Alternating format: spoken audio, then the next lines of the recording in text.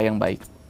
Gua tidak yakin gua akan menyembah seorang Tuhan yang rela membiarkan seorang yang sangat baik dan mulia seperti Habib Jafar yang hidupnya baik banget bakal masuk neraka hanya karena dia tidak bilang gua percaya sama Yesus Kristus. Oke.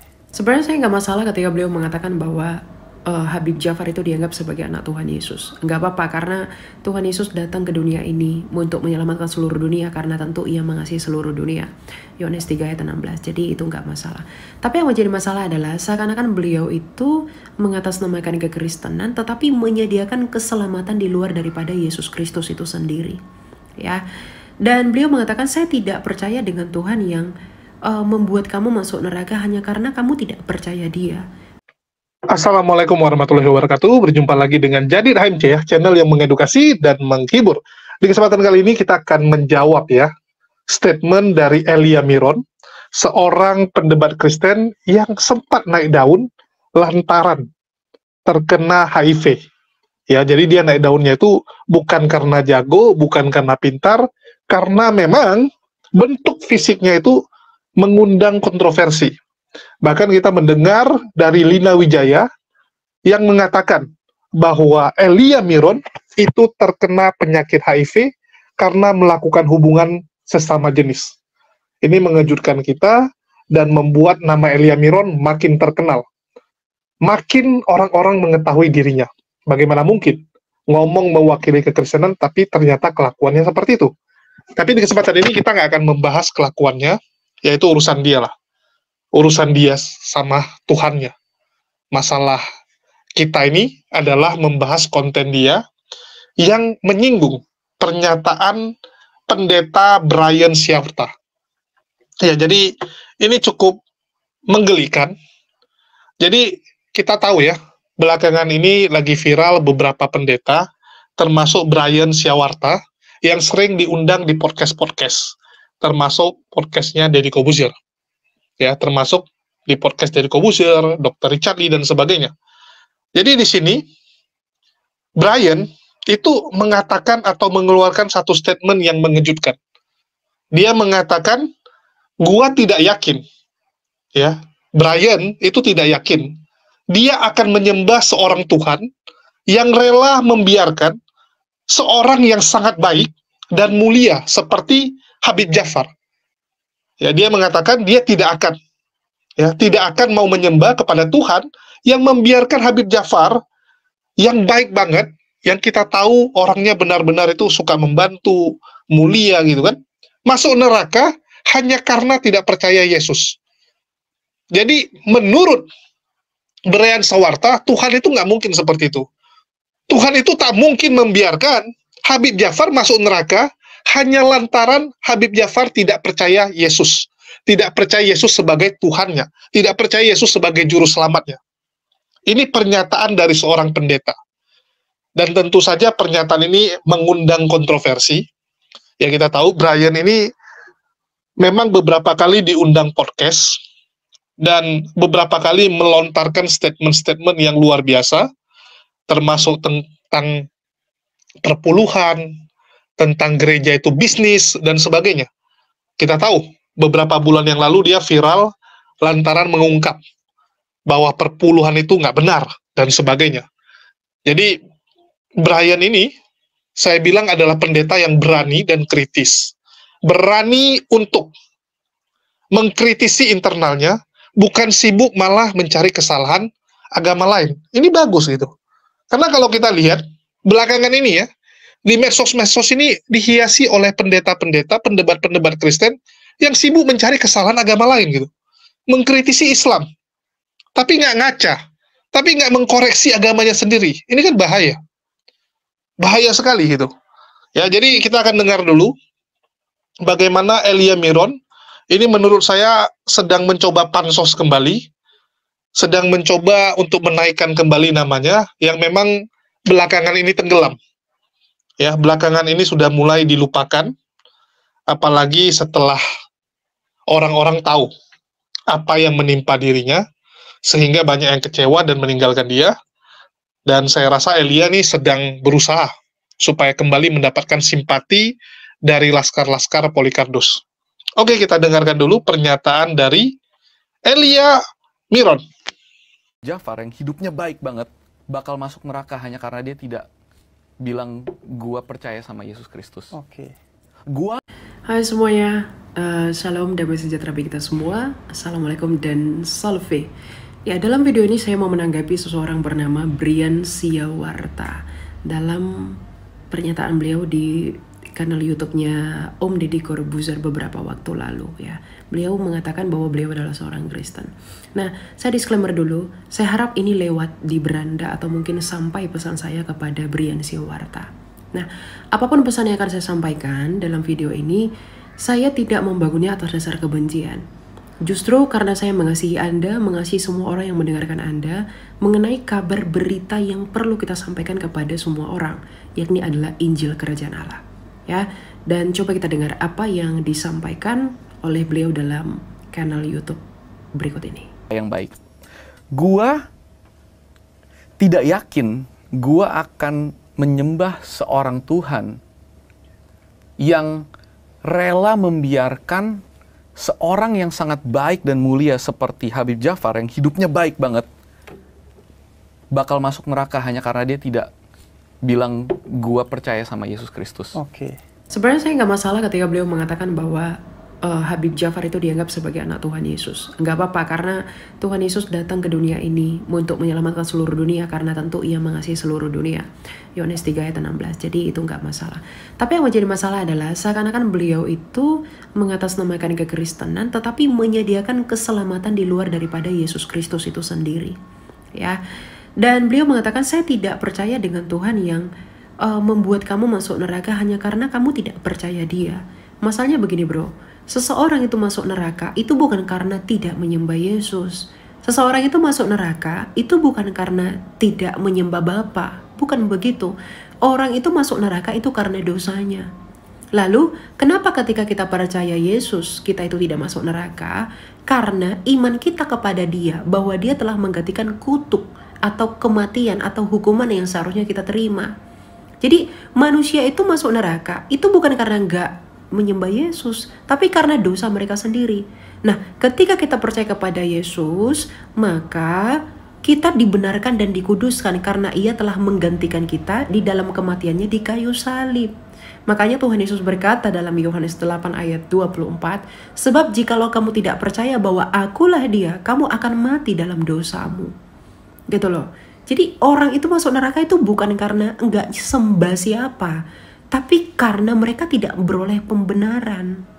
Sedangkan kita yang percaya kepada Yesus, kita dibenarkan, kita dikuduskan. Jadi kematiannya yang adalah penghukuman itu menggantikan penghukuman yang seharusnya kita terima di alam maut. Gitu loh. Jadi gak heran dalam Kisah Rasul 4 ayat 12 dikatakan, tidak ada nama yang diberikan kepada siapapun di bawah kolong langit ini yang olehnya kita beroleh keselamatan selain daripada nama Yesus. Jadi memang hanya Yesus yang menyelamatkan dalam iman kekristenan. Jadi jangan kamu tawarkan di luar Kristus ada keselamatan. Coba deh kamu bayangkan, kalau kamu menganggap orang yang baik, begitu saleh, itu bisa masuk ke dalam surga dan dia menolak Kristus. Lalu bagaimana dengan dosanya? Apakah dia tidak dihukum atas dosanya juga? Oke, dia berbuat baik banyak, tapi kan dia juga berbuat dosa yang banyak. Apakah Tuhan hanya mengupahi dia surga atas perbuatan baiknya, tetapi tidak menghukum dia atas dosanya? Jadi orang sebaik apapun tetap masuk neraka. Kenapa? Karena ada dosa yang harus dia terima hukuman, akibat atau ganjarannya. Ya, jadi keselamatan itu hanya di dalam Kristus. Emang kurang baik apa sih orang Farisi? Kurang baik apa orang Yahudi? Kurang taat apa mereka atas ritual keagamaan mereka? Tapi Kristus mengatakan mereka juga celaka dan binasa. Gimana? Gitu loh. Jadi kamu boleh menginjili orang, kamu boleh bertoleransi pada orang, tapi menginjili orang itu tidak dengan menyenangkan telinganya. Tuhan Yesus bilang, jika ya katakan ya, jika tidak katakan tidak. Jadi kamu harus tegas kepada iman. Toleransimu kepada semua orang tidak dengan mengorbankan kebenaran yang ada padamu. Jadi belajarlah sebelum mengajar dulu. Ya, kamu didengarkan banyak orang. Kamu jangan berpikir kamu mengatakan begitu, kamu sedang menyelamatkan mereka. Tidak, kamu sedang membinasakan mereka. membinasakan domba-domba yang sudah di dalam. Seakan-akan di luar Kristus pun it's okay, nggak apa-apa, nggak masalah. Gitu loh. Ya, jadi sampaikan imanmu dengan baik, sampaikan dengan benar yang menurut kitab suci, bukan menurut tafsir pribadi kita sendiri. Kebohongan itu emang manis, sedap didengar, tetapi itu membinasakan. Tapi kejujuran itu pahit, tapi mengobati kita. Kalau memang seperti yang kamu katakan itu benar, bahwa di luar Kristus pun kamu nggak apa-apa, yang penting kamu berbuat baik, dia tidak akan menghukummu dan lain-lain. Kamu sebenarnya tidak sedang menyelamatkan mereka, kamu sedang membinasakan mereka. Kamu tidak menyelamatkan mereka, kamu membiarkan mereka dengan hukuman yang akan mereka terima setelah kematian mereka. Lagi pula, kalau apa yang kamu katakan itu benar, coba kamu hayati dalam hatimu. Kamu tidak sedang meninggikan Kristus. Kamu sedang menginjak-injak darahnya itu. Kalau memang perbuatan baik itu mampu menyelamatkan, ya, untuk apa darahnya tertumpah bagimu? Untuk apa dia datang bagi kita semua? Untuk apa Tuhan itu mengutus firman-Nya menjadi manusia agar mati bagi kita manusia? Kalau perkataanmu itu benar. Sejak dulu bapak-bapak gereja begitu mempertahankan iman bahwa tidak ada keselamatan di luar Kristus sampai mengadakan konsili berturut-turut. Hanya untuk mengatakan bahwa keselamatan hanya dalam Kristus. Lalu kamu dengan gampangnya mengatakan, enggak kok. Jadi bertobatlah sebelum terlambat. Tuhan mengasihimu dan menyayangimu. Beritakanlah Injil yang benar, bukan Injil yang palsu, yang membinasakan. Teman-teman dapat poinnya ya. Jadi tolong dengarkan saya baik-baik. Dan sekali lagi saya mohon maaf kalau ada statement-statement saya yang mungkin terlalu cepat, sehingga kalian kurang paham. Ini saya sudah berusaha untuk dipelankan dan sejelas mungkin. Jadi kalau teman-teman yang ketinggalan silakan dimundurin supaya clear ya, supaya nggak sampai bingung gitu. Jadi sekali lagi saya tekankan, pernyataan Brian Siawarta yang mengundang kontroversi adalah mengatakan, nggak mungkin ya, Tuhan itu membiarkan orang yang baik masuk neraka hanya gara-gara dia nggak percaya Yesus adalah juru selamat. Ini kan bahaya gitu. Ya. Pernyataan ini benar-benar berbeda dengan Kristen pada umumnya. Bahkan bisa dibilang ini mengatakan nggak perlu kamu jadi Kristen, nggak perlu kamu menuhankan Yesus, nggak perlu kamu percaya Yesus untuk selamat. Ini secara tidak langsung Brian Siawarta lagi ngomong seperti itu. Dan tentu saja ini akan mengundang kontroversi, dan tentu saja banyak pendeta yang akan ngamuk, akan marah gitu. Jadi ngapain percaya Yesus kita? Ngapain kita capek-capek ke gereja? Ngapain kita kasih perpuluhan? Kalau ternyata bisa selamat juga tanpa itu. Loh, ya emang bisa selamat tanpa percaya Yesus. Sudah ada kok buktinya. Kalau yang mengatakan masuk surga kalau percaya Yesus, itu kan masih klaim. Orang Kristen mengklaim kami akan masuk surga karena kami mengimani Yesus. Memangnya sudah ada yang ke surga? Yang benar-benar ya? Nggak ada, teman-teman. Yang ada itu cuma kesaksian odong-odong, seperti Luga dan teman-temannya, yang mengatakan sudah turun naik ke surga. Tapi yang benar-benar nggak ada. Belum ada orang Kristen yang masuk surga. Tapi Eli, ya, Nabi Elia, dan juga Henok itu sudah masuk surga. Itu fix. Saya rasa nggak ada orang Kristen di sini yang berani membantah Elia dan Henok sudah masuk surga. Kita semua setuju. Dan Elia dan Henok masuk surga tanpa percaya Yesus. Itu fix juga. Mereka masuk surga tanpa mengikuti, menyembah, ataupun percaya Yesus sebagai juru selamat. Jadi jangan ngadi-ngadi kalian. Ya, jangan ngadi-ngadi. Terus saya juga bingung nih. Seorang Elia Miron mencoba mengkritisi pemahaman teologi dari Brian Siawarta. Padahal kalau kita bandingkan, ya kita head to head kan mereka dua. Elia Miron cuman seorang pemuda yang entah dari mana tiba-tiba muncul, dan karena statementnya kontroversi, dan karena bentuk fisiknya juga kontroversi, itu menjadi terkenal. Jadi dia bisa terkenal bukan karena prestasi, tapi kontroversi. Ini teman-teman harus garis bawah dulu. Di dunia ini, orang cuma terkenal karena dua hal. Prestasi atau kontroversi. Dan kita tahu, Elia terkenal karena kontroversinya. Bahkan pendeta-pendeta juga bingung, ini kelaminnya apa gitu? Laki atau perempuan? Bukan mengejek ya, tetapi pendeta yang ngomong. Tapi saya rasa nggak perlu saya tampilkan lagi lah, nanti terlalu panjang ya. Bagaimana banyak sekali pendeta yang bingung dengan kelamin dia. Jadi dia terkenal karena kontroversi. Bagaimana dengan Brian Siawarta? Teman-teman boleh cek ya. Dia ini adalah seorang pastor atau pendeta. Ya, ini pendeta dari Protestan. Cuman mereka kadang suka pakai julukan pastor ya, lebih keren. Kalian bisa cek.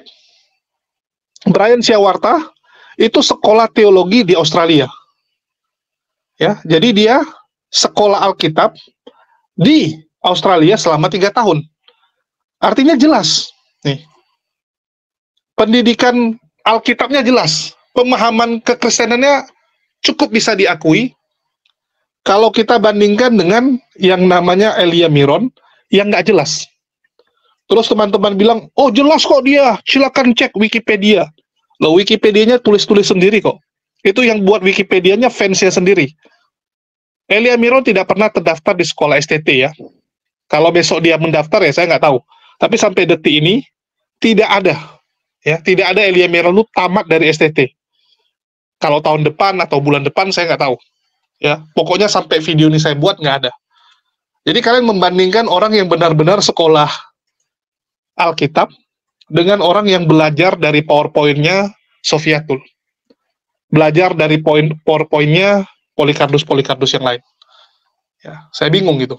Pendeta yang sekolah dibandingkan dengan pendeta karbitan. Ya. Karena Elia Miron ini ada yang panggil pendeta juga gitu. Saya sampai konyol ya. Melihatnya konyol sekali. Itu kita bandingkan mereka dua. Terus pernyataan Brian ini coba cukup lucu sih. Kalau kita telah bagus-bagus ya. Brian Siawarta mengatakan, gua tidak yakin gua akan menyembah seorang Tuhan. Seorang Tuhan yang rela membiarkan seorang yang baik dan mulia seperti Habib Jafar ya, masuk neraka. Jadi dia bilang seorang Tuhan gitu. Artinya Tuhan dari Brian Siawarta ini seorang itu artinya manusia ya. Tuhannya Brian manusia, teman-teman. Rugi dong. Rugi dong menyembah manusia. Aneh ya, bukan menyembah Tuhan, tapi menyembah seorang Tuhan. Nah, ini pangkat baru Tuhan mereka. Ada pangkatnya, seorang Tuhan. Terus, dia bilang bahwa dia tidak masalah kalau Habib Jafar dikatakan anak Tuhan. Ya, karena mana tahu Habib Jafar besok murtad atau masuk Kristen, kan? Itu harapan dari Elia Miron gitu. Terus dia katakan Brian itu salah karena dia mengatasnamakan Kristen, tetapi menyediakan keselamatan di luar daripada Yesus. Padahal kalau kita dengar podcastnya, yaitu podcast di tempat Deddy Corbuzier, jelas-jelas Brian itu memberikan pendapat pribadi. Dia nggak pernah bilang, saya ngomong mewakili Kristen, saya ngomong mewakili sinode gereja saya. Nggak ada. Brian ke situ ngomong atas nama pribadinya gitu, pemahaman pribadinya. Dan ini konyol gitu, kalau tiba-tiba dia dituduh mengatasnamakan Kristen. Dan di sini sebenarnya, kita bisa melihat bahwa Brian ini sudah mulai bisa memakai akal. Ya mungkin ini karena dia sering berdiskusi dengan pihak Muslim, sudah mulai merangsang akalnya untuk bisa dipakai. Nah, itu bagus. Karena memang ada satu hal yang banyak hal sih, ada banyak hal sih. Salah satunya adalah yang tentang ini. Jadi ada beberapa hal dan salah satunya ini adalah pertanyaan yang di kekristenan tuh nggak akan bisa dijawab. Istilahnya dijawab pun nggak masuk di akal. Dijawab pun nggak akan bisa masuk di akal kita gitu. Ya, dikatakan bahwa manusia itu masuk neraka itu karena dosa mereka. Elia ngomong gitu. Kenapa masuk neraka? Karena dosa. Dan dosa itu adalah maut, kan gitu. Dengan cara percaya Yesus, maka Yesus yang akan gantikan kalian untuk menerima maut tersebut. Ini kan kacau gitu. Ya. Jadi menurut Elia, orang mau sebaik apapun, selama dia tidak percaya Yesus, masuk neraka. Selama dia nggak percaya Yesus, masuk neraka. Dikatakan bahwa Brian ini hanya asal ngomong, dan itu artinya Brian, dengan mengeluarkan statement itu sudah membinasakan orang-orang. Karena gara-gara Brian ngomong itu, maka orang akan menganggap, ngapain percaya Yesus? Ngapain nyembah Yesus? toh juga ternyata di luar Yesus ada keselamatan. Dan ini tentu saja berbahaya. Berbahaya untuk bisnis gembala. Ya, jadinya nanti orang nggak mau jadi domba. Kan tugas kalian adalah mencari orang supaya mau jadi domba. Supaya masuk ke kandang. Karena statement kamu ini, ya kamu seperti mengatakan nggak perlu jadi domba untuk selamat. Ya sudah, orang nggak mau jadi domba. Ini kan bahaya untuk bisnis gembala-gembalaan gitu ya. Dan Brian ini pasti akan dimaki-maki. Kalau kita melihat pemahaman iman Kristen, ya Brian ini melenceng. Ini menurut standar Kristen ya. Menurut standar Kristen, Brian ini sudah salah. Karena dia percaya orang bisa masuk surga tanpa Yesus. Bahaya ini.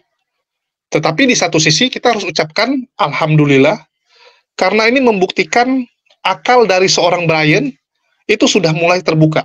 Dia sudah menolak konsep yang menyatakan bahwa orang yang berbuat baik itu nggak ada rewardnya. Karena di kekristenan kita bisa lihat, kamu mau seberapa baik pun, seberapa banyak kamu menolong orang, dan kamu tidak melakukan kesalahan, ya mungkin kamu ada dosa-dosa, tapi dosa-dosa kecil, lebih banyak buat baik, maka kamu tidak akan selamat juga gitu. Dan kamu tidak akan mendapatkan upah apapun. Orang-orang yang baik di luar Kristen, yang di luar percaya Yesus, menurut ajaran kekristenan, ya, itu tidak mendapatkan reward apapun. Dan itu sudah sering kita tanyakan. Kalau ada orang seumur hidupnya membantu orang lain, santunin fakir miskin, santunin anak yatim, dia jarang ya melakukan hal-hal yang aneh seperti gibah, nggak berbohong, nggak mencelakai orang, bisnisnya jujur, itu apa rewardnya? Orang Kristen bilang apa? Nggak ada. Dia nggak punya reward apapun. Karena di kekristenan itu tidak mengenal pahala. Nggak ada seperti itu gitu. Ya, dia tetap akan masuk neraka. Jadi, curi kerupuk, koruptor, sama masuk neraka. Orang yang berbuat baik, tidak menerima Yesus, masuk neraka juga. Jadi semua masuk neraka. Hanya percaya Yesus yang masuk surga. Ini kan ngaco gitu. Ya, ini ngaco gitu. Dan saya ingin tanya sama Elia, kira-kira dia bisa jawab nggak? Apa reward bagi orang-orang yang berbuat baik di luar kekristenan? Ada nggak rewardnya? Karena selama ini kita tanya, jawabannya tuh ngalur ngidul semua. Nggak ada satupun jawaban yang bisa diterima oleh akal. Nggak ada. Dan saya melihat Brian ini ya, pendeta Brian ini sudah mulai bisa berpikir. Dan mari kita doakan semoga dia mendapatkan hidayah. Semoga dia dengar video ini, ya, video di mana Elia Miron komplain kepada dia, dan saya doakan banyak pendeta yang akan marahin dia, akan mengkritik dia, sehingga dia sadar bahwa, loh, ini kok saya dikritik? Karena menurut akal saya, menurut hati nurani saya, nggak masuk akal ajaran seperti itu. Maka dia akan mencari kebenaran. Biarkan dia dikritik habis-habisan, sehingga dia bisa lihat, dia mau ikut akal dia, ikut hati nurani dia, atau tetap memakan doktrin yang melawan akal dia ini. Kita lihat, kalau dia tetap memilih doktrin, ya udah dia tetap di Kristen. Tapi kalau dia melawan doktrin tersebut, dia akan keluar. Jadi itu nilai bagus lah bagi seorang Brian ya, menurut saya. Terus bagaimana kalau pertanyaan yang sama ditanyakan pada pihak Islam? Kalau di Islam gimana gitu? Ada orang Kristen suka berbuat baik, bantuin orang. Ya, itu banyak yang seperti itu, kita akui. Banyak orang-orang nonis, orang ateis, orang Kristen, orang Buddha, itu selama hidupnya baik. Baik sekali.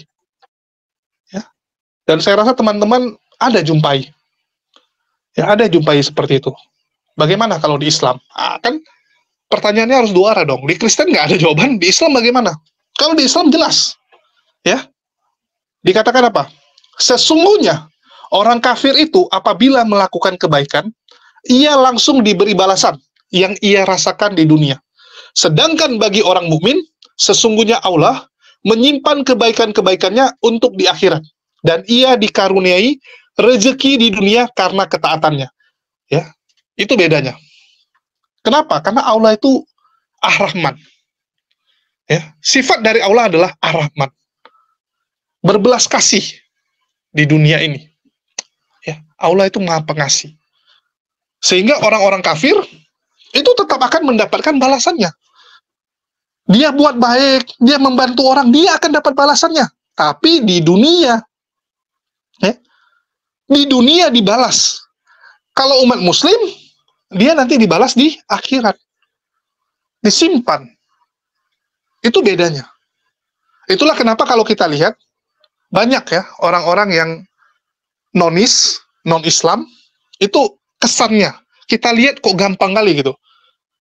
Ini Islam buka usaha, sampingnya yang nonis buka usaha. Kok yang nonis ini cepat gitu? Cepat usahanya naik. Ya karena Allah balas kebaikan dia. Karena yang non-Islam ini rupanya selama ini buat baik. Orangnya sopan, ramah, baik, suka bantu orang. Allah balas. Itulah kenapa usahanya rame. Yang Islam ini baik juga. Orangnya benar-benar baik. Sama seperti yang non-Islam. Tapi kok usahanya lebih lambat. Tidak sekencang yang non-Islam. Ya karena rewardnya surga. Di situ bedanya teman-teman. Ya, jadi teman-teman Kristen yang mendengar ini, inilah jawaban dari di Islam. Clear, sangat jelas. Tetap akan ada reward untuk kalian. Jadi jangan takut berbuat baik. Jangan takut. Kalian tetap akan mendapatkan balasannya. Tetapi di dunia, ini yang sayang gitu. Sayang gitu kan. Karena balasan di dunia sementara sifatnya. Sementara. Kamu dapat reward, dikasih Allah rezeki, dikasih Allah rumah, dikasih Allah harta benda, kekayaan. Kamu bisa nikmati berapa lama? Selama kamu hidup. 50 tahun, 70 tahun, 100 tahun, ya, segitu aja kamu bisa nikmati. Selebihnya udah selesai. Kalau Islam, kita jelas, Muslim ya, itu nanti akhirat. Itulah kenapa ya kita selalu mengatakan, kumpulkanlah pahala. Ya, di Islam itu kita fokusnya adalah kumpulkan pahala, apalagi di bulan suci Ramadan ini. Kumpulkan pahala sebanyak mungkin, teman-teman. Bantu orang, ya, bagi takjil, lihat ada orang susah, bantuin. Reward kita nanti ada kok. Jadi semua itu hitungannya jelas. Tidak ada yang tidak dihitung. Kalau di Islam seperti itu, teman-teman. Kebaikan kamu, sekecil apapun kebaikan kamu, ada hitungannya. Sekecil apapun kejahatan kamu, juga ada hitungannya. Ya, semua ada hitungannya. Jadi beda kita di antara kita Muslim dengan Kristen ya di situ, teman-teman. Ya, dapat ya, teman-teman ngerti yang apa yang saya sampaikan ya. Saya harap kalian bisa ngerti. Dan untuk Brian, ya saya sebenarnya respect sekali sih. Apalagi dengan statement-statement dia, dan kalau kita nonton channelnya, ya kalian bisa lihat channel-channelnya lah. Ataupun podcast-podcast yang dia lakukan gini. Ya, dikatakan, nih, Natal itu sesat, tanda tanya, kan? Terus dia membongkar tentang perpuluhan. Ya, kita udah pernah bahas ini sih, udah pernah kita bahas. Teman-teman silakan cek konten-konten kita sebelumnya. Ya, kita ada bahas juga tentang statement-statement Dr. Richard dengan si siapa nih? Kok jadi lupa saya? Brian. Sorry ya, Brian. Jadi, ya di situ bedanya. Semoga Brian ini bisa menggunakan akal, dan teman-teman Kristen yang menonton ini juga bisa menggunakan akal. Kalian lihatlah, kok di Islam ada jawabannya. Kok di Islam jawabannya itu benar-benar diterima akal. Kok kami di Kristen gak jelas gitu kan? Ini apaan gitu? Masa orang buat baik? Masa tetangga saya, teman saya yang baik hati, teman saya yang nolongin saya, ya, saya susah dia yang selalu nolongin, dia yang nemanin saya, dia yang bantu saya selama ini, saya lihat dia orang yang baik sekali, masa dia masuk neraka? Tuhan seperti apa itu gitu kan? Bahkan dia nggak mendapatkan hadiah apapun atas kebaikannya, nggak ada rewardnya, nggak ada apapun. Di dunia nanti juga susah gitu kan? Bantuin orang, hidupnya susah pula gitu, nggak ada rewardnya. Apaan ini gitu? Semoga teman-teman mulai bisa berpikir seperti Brian. Saya berharap teman-teman Kristen yang sering menonton channel ini, itu mulai bisa mengkritisi, ya, internalnya, sudah mulai bisa menggunakan akalnya untuk tanda tanya. Dan kita senang kalau pertanyaannya dua arah. Sama seperti kemarin ya, kita menjawab masalah pagan. Itu dua arah. Bagaimana Andre Tunggal menanyakan kepada Islam, tentang tradisi-tradisi Islam yang mirip dengan pagan. Kita jawab dengan gamblang. Tetapi kalau Kristen ditanya, jawabannya gimana? Bagaimana jawabannya? Coba kita bandingkan, kan gitu. Nah, jadi semoga jawaban saya ini bisa memuaskan lah. Ya, kalaupun belum memuaskan, saya mohon maaf. Ini karena keterbatasan ilmu saya. Tetapi semoga teman-teman bisa mendapatkan poinnya. Dan kalian kalau masih kurang, silakan search ya. Silakan kalian cari tahu. Jadi sekarang ini udah gampang. Ini udah zaman teknologi, semua bisa diakses. Ya.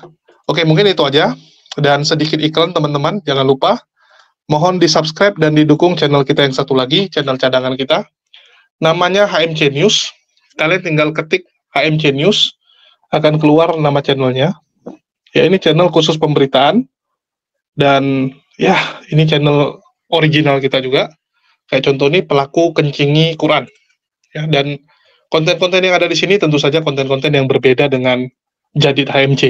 Jadi saya harap kalian bisa subscribe dan menonton konten-konten di sini karena memang konten-kontennya beda. Ya, kontennya beda dengan Jadid HMC. Oke, mungkin itu aja yang bisa saya sampaikan. Makasih buat teman-teman semua yang sudah mendukung channel ini. Makasih buat semuanya. Di akhir kata saya ucapkan wassalamualaikum warahmatullahi wabarakatuh. Sampai jumpa di lain kesempatan. Puluhan itu bukan keharusan. Hah, sesat lu nih, nggak beneran, ini dari Alkitab. Oh, gue tahu maksud tuh, perpuluhan itu bukan keharusan, karena sebenarnya ketaatan gitu kan. Bukan. Ketaatan adalah pada saat kita melakukan apa yang Tuhan minta. Tapi hari ini Tuhan tidak meminta kita melakukan perpuluhan. Yang benar loh. Karena begitu banyak teman-teman yang minta gue untuk memberikan penjelasan yang lebih dalam, lebih panjang. Dan karena gue melihat banyak banget teman-teman yang hari ini merasakan tekanan, merasa bersalah karena tidak memberikan perpuluhan. Karena banyak orang-orang, mungkin pendeta yang ngomong ke teman-teman dan bilang harus. Izinkan gue untuk menjelaskannya. Dan sebelum gue mulai, perkenalkan nama gue Brian. Gue adalah seorang pendeta dan gembala sidang dari gereja kita, Gereja Empower Indonesia. Dan gue sebelum mulai video ini, gue udah ngobrol banyak dengan pendeta, pastor, teologian. Salah satu yang harus gue highlight adalah pendeta, Profesor Dr. Joas Adi Prasetya, yang sangat gue kagumi, yang banyak kontennya diajari ke gue dan gue include di dalam video ini. So let's go. Kenapa perpuluhan yang jelas-jelas ada di Alkitab itu tidak diperlukan? Di Perjanjian Lama, salah satu ayat yang sering dipakai adalah ini, Maleakhi 3 ayat 8-10. Bolehkah manusia menipu Allah, namun kamu menipu aku? Tapi kamu berkata dengan cara bagaimanakah kami menipu engkau Tuhan? Mengenai persembahan persepuluhan dan persembahan khusus, kamu telah kena kutuk, tetapi kamu masih menipu aku. Ya, kamu seluruh bangsa. Bawalah seluruh persembahan persepuluhan itu ke dalam rumah perbendaharaan, supaya ada persediaan makanan di dalam rumahku, dan ujilah aku, firman Tuhan semesta alam. Apakah aku tidak membukakan bagimu tingkap-tingkap langit dan mencurahkan berkat kepadamu sampai berkelimpahan? Pernah dengar itu? Alright. Dr. Yos selalu bilang ke gue gini, cara kita baca Alkitab tuh ada dua. Yang pertama adalah yang ngaco, namanya ayatiah. Kita mencomot sebuah ayat, kita pakai sesuai dengan apa yang kita mau, dan kita ngomongin apa aja yang ada di hati kita.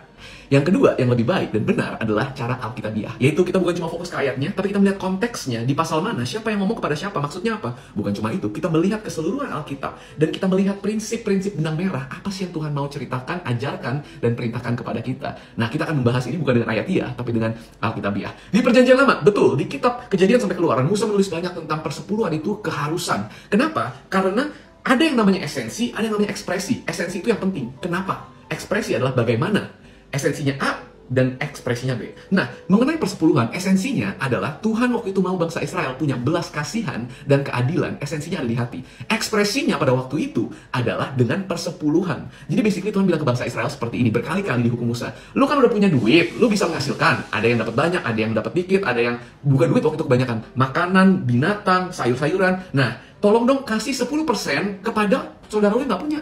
Saudara lu yang tidak kecukupan. Siapakah mereka? Mereka adalah, kategorinya masuk di sini adalah janda miskin, anak yatim, dan suku Lewi. Siapa itu suku Lewi? Suku Lewi adalah suku di bangsa Israel yang mereka jadi kayak kalau hari ini tuh pendeta full time. Mereka harus bekerja 100%, 1000% buat Tuhan, dan mereka nggak boleh kerja yang lain, mereka nggak boleh punya harta, mereka nggak boleh punya tanah, mereka nggak boleh punya barang-barang apapun juga. Nah, karena itulah status mereka secara finansial dan sosial rendah, serendah anak yatim dan janda miskin. Dan Tuhan bilang ke semua orang-orang Israel, kasih 10%. Buat gue kasih ke mereka. Kenapa? Karena di Perjanjian Lama, sebelum roh Tuhan dicurahkan, semua yang bangsa Israel harus lakukan, apa yang Tuhan perintahkan itu lewat yang namanya pendeta dan gereja. Jadi Tuhan, manusia, umatnya, itu nggak ada hubungan langsung. Ada pendeta dan gereja di tengah-tengahnya. Jadi kasih ke gereja, gereja yang kasih ke mereka. Right? Itulah kenapa ada. Sekarang, Tuhan Yesus datang, dia mati di atas kayu salib, dia bangkit pada hari yang ketiga, dia menggenapi Perjanjian Lama, dia tidak meniadakan apapun, tapi dia menggenapinya. Ada hal-hal yang stop dan tidak berlanjut ke perjanjian baru, tapi ada hal-hal yang lanjut sampai hari ini dan berubah. Contohnya apa? Contohnya di perjanjian lama, kita nggak boleh makan babi, kita nggak boleh makan seafood yang nggak bersisik, dan kita nggak boleh potong jambang. Kita hari ini melakukan itu semua kan? Betul, karena ada hal-hal yang tidak lanjut, ada hal-hal yang lanjut. Jadi, lanjut atau enggak? Lebih tepatnya, perpuluhan lanjut atau enggak? Semua aturan hukum Taurat itu bisa dibagi menjadi 3 kategori. Kategori pertama adalah seremonial, yang kedua adalah moral, yang ketiga adalah teknikal. Kita belajar dikit di hari ini. Seremonial adalah hal-hal yang dilakukan menggambarkan Kristus. Contohnya, menyembelih kurban kalau minta maaf udah berdosa, mesbah dupa, hal-hal seperti ini tuh sudah tidak dilakukan karena Kristus sudah menggenapinya, dan hari ini kita nggak melakukan itu. Kita nggak perlu potong korban karena Tuhan adalah korban yang sempurna, dikorbankan untuk menebus darah kita, untuk menebus darahnya, menebus dosa kita. Nah, seremonial nggak lanjut. Moral lanjut banget karena semua 10 perintah Allah, jangan membunuh, jangan mencuri, jangan berzina, sampai hari ini bukan hanya ada, tapi Tuhan menaikkannya. Kalau dulu berdosa cuma kalau kita ngebunuh, sekarang Tuhan bilang marah aja dosa. Dulu berdosa kalau berzina, sekarang Tuhan bilang lu horny aja udah dosa. Kalau yang seremonial ditiadakan, yang moral dinaikkan. Nah, ada yang ketiga, teknikal. Peraturan teknikal ini ada karena ada kebutuhan. Waktu itu kebutuhannya seperti yang tadi gue jelaskan, makanya ada persepuluhan. Hari ini pertanyaannya, masih dibutuhkan atau enggak? Karena kalau tidak dibutuhkan, maka udah nggak lanjut. Jawabannya gimana? Simple. Brian, kan hari ini ada pendeta full time. Betul, tapi apakah mereka suku Lewi? Apa bedanya? Pendeta full time suku Lewi sama-sama bekerja untuk Tuhan. Tapi, pertama, apakah pendeta tidak boleh kerja dan mencari uang di luar gereja? Tentu boleh. Tapi zaman dulu suku Lewi tidak boleh. Kedua, apakah pendeta tidak boleh memiliki rumah dan tidak boleh punya motor, aset, barang apapun juga? Oh, boleh dong. Suku Lewi dulu tidak boleh. Apakah pendeta, ini yang menurut gue paling penting, statusnya sama rendahnya dengan anak yatim, janda miskin, dan sama tidak berdayanya secara finansial? Kalau yang ketiga ini jawabannya adalah, iya Brian, pendeta gue seperti itu, maka please saat ini gue pengen ngomong sama lu, please punya belas kasihan dan keadilan lah, dan berikanlah sebagian harta lu kepada pendeta itu, kepada gereja itu, agar taraf hidup mereka bisa dinaikkan. Bukan tentang perpuluhan, tapi tentang belas kasihan lu. Tapi kebanyakan pendeta seperti gue dan Karen, kita diberkati Tuhan, kita tidak memerlukan itu. Gitu. Nah, jadi gimana? Apakah itu lanjut atau tidak? Untuk gue secara pribadi, untuk banyak orang di luar sana, untuk banyak pendeta di luar sana, banyak gereja yang tradisional, mereka percaya bersama-sama bahwa perpuluhan tidak dilanjutkan lagi, tidak diharuskan lagi hari ini. Apakah artinya kita tidak memberikan ke gereja? Tentu saja kita boleh. Karena Tuhan bukan mengajar, gini, Tuhan nggak butuh 10% duit kita. Dia itu kaya, tapi dia mau 100% hati kita. Makanya di perjanjian baru, Paulus, si penulis 2/3 perjanjian baru, dia ngomong berkali-kali kepada gereja yang dia tanam, dia ngomong tentang uang berkali-kali. Tapi tidak sekalipun dia ngomong tentang perpuluhan. Bahkan ada satu kali di Korintus 16-21, Paulus lagi datang ke Korintus untuk minta jemaat di sana ngumpulin duit untuk dikasih ke jemaat di Yerusalem, karena jemaat di Yerusalem lagi membutuhkan. Dia bisa aja ngomongin menggunakan metode yang namanya perpuluhan untuk ngumpulin duit, tapi dia memilih tidak. Kenapa? Karena gue percaya, menurut dia bukan suku Lewi. Bahkan Paulus cari kerjaan di luar sana.